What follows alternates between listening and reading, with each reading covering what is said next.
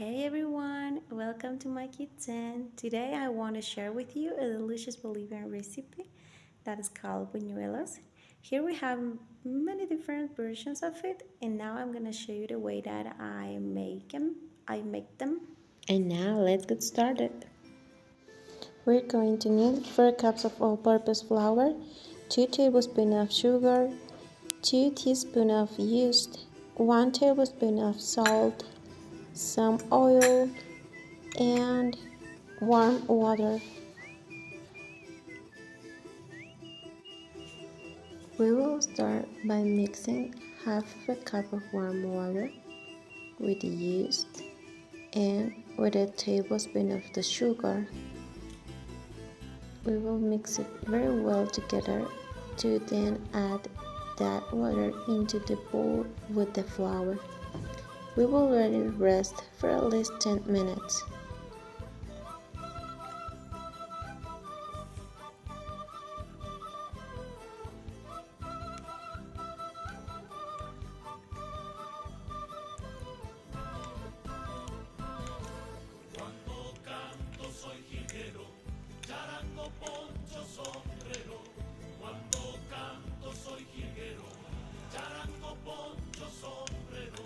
Así cantando vivo feliz, yo no he nacido para sufrir. Así cantando vivo feliz, yo no he nacido para sufrir. Para sufrir, yo no he nacido para sufrir. Para sufrir, yo no he nacido para sufrir. Con las mujeres del pueblo, cariñoso, sincero, con las mujeres del pueblo. Now, in a cup of warm water, we will mix the sugar left and the salt, and we will stir it pretty well until everything disappears into the water.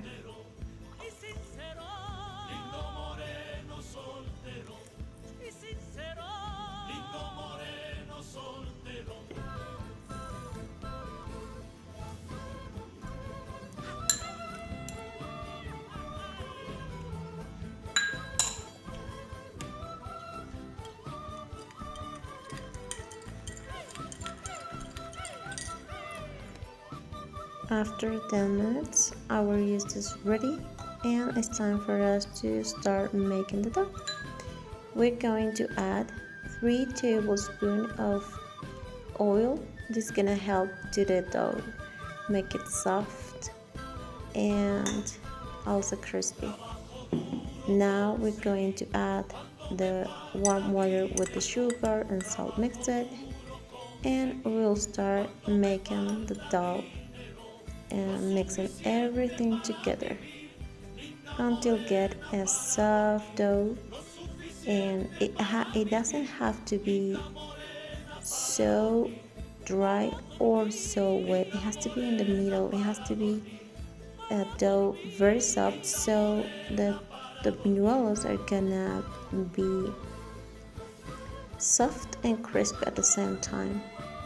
In this case, my dough is needing a little bit more of water, so I'm gonna add it a little bit. But it all depends on the flour. Some flours don't need too much water, and others need a little bit more. So be careful with that, because if you don't measure well, your dough is gonna be too wet or too dry, and we don't want that. Anyway, mine is needing a little bit more here, so I'm gonna add a bit more and we'll start making the dough. Why we do this? What about if I tell you the legend of the buñuelos? This is gonna be the Mexican version, but I think it's very interesting, so let's get started with that. Long ago, in a small village in Mexico, there was a poor widow who had a beautiful daughter named Maria. The daughter was kind, hardworking, and always helped her mother in every task, including baking bread for the townspeople. Despite their poverty, they were always generous with what little they had, offering food to those in need. As the holidays approached, the village prepared for a large celebration, which included a feast. The widow, desperate to make something special for the feast, realized she had very few ingredients left in her humble kitchen. She only had flour, water, and a small amount of oil. Her daughter Maria came up with a brilliant idea. They could create something new mixing the flour and water into a dough, frying it in oil, and then sprinkling it with sugar and cinnamon to give it a flavor. The widow and her daughter worked together, and soon they had a batch of fried dough balls that were crispy and sweet. When the villagers tasted them, they were so delighted by the new treat that they began calling it buñuelos, named after the Spanish word for fritters. The story goes that Maria's buñuelos became famous throughout the region. They were not only delicious but also seen as a symbol of generosity and love, and the widow and her daughter showed to their community. Despite having so little over time, buñuelos became a traditional trip served during festive occasions such as Christmas and New Year's, as well as religious holidays like Semana Santa, which we do here. For us, we have a kind of buñuelo that we have just in Christmas season, and it's very sweet, and we put more ingredients than in this version. And if you want, I can show you the older version or the Christmas version in another time. Now let's continue with kneading the dough, and I hope you like the legend about buñuelos. I think it was pretty interesting, so I wanted to add it as something to make our mind to distract a little bit. Now that our dough is all mixed, and as you can see, it's not so dry or so wet, we're gonna put a little bit of oil on the dough, and we're gonna cover with a plastic, with a rag, and let it dry and let it rest at least for maybe 15 or 20 minutes, depending on the kind of weather that you have right now in your city or in the place that you are. And it's to increase the size, and it needs to get softer.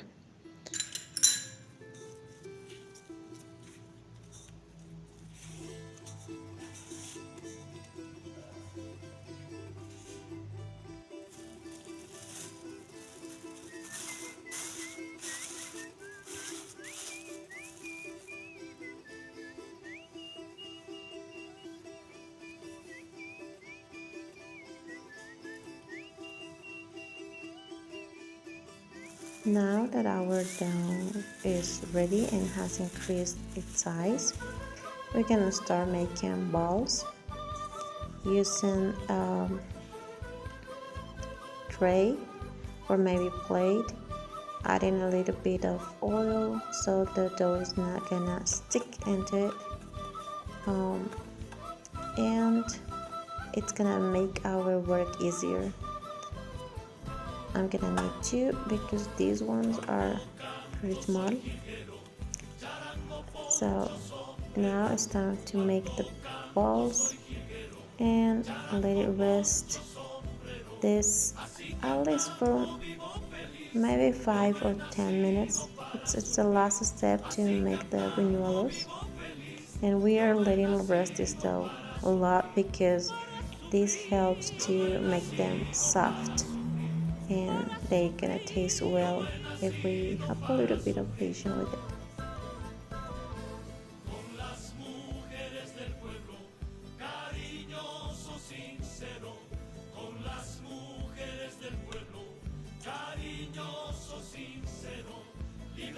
This is the size of the balls to get big buñuelos. We'll cover this with plastic and a rug, and we'll let it rest for 5 or 10 minutes. It's now time to fry buñuelos. We're gonna need a plate with some paper to take out the buñuelos. We're gonna need a fork or maybe a stick, so we're gonna help us with this to fry the buñuelos. And we will need a pan with a lot of oil, and the oil needs to be really hot so the buñuelos are not gonna suck a lot of oil, and they're gonna be tasty and it's gonna be good. This is the way that we're going to pull the dough to the sides, making a circle.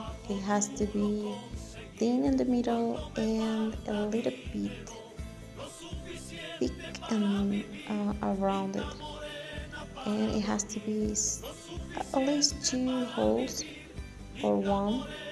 This is gonna help to not make it like a ball. Now we're gonna fry it, and it's gonna be quickly done because our oil is very hot. And this is the way that we're gonna fry it. Now our buñuelo is done. We're gonna take out a little bit of oil and put it into our plate with the paper.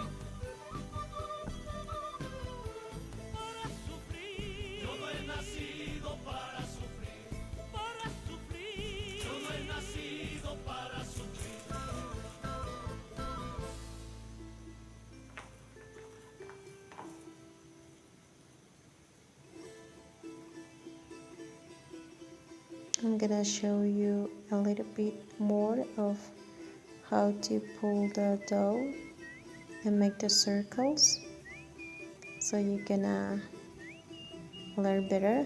But this is all about practice. It requires a little bit of patience to make them properly, but I'm sure you're gonna get it easily because it's not a hard work to do.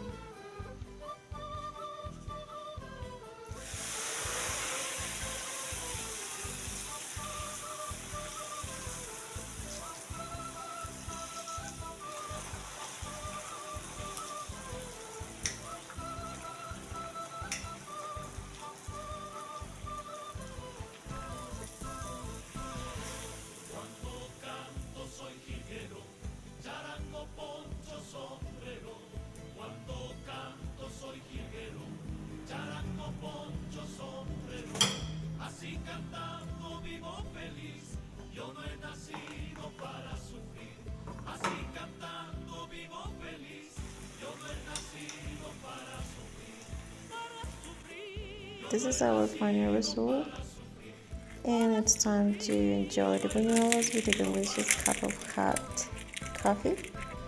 I hope you like the recipe and you enjoy making this delicious Bolivian food. See you later.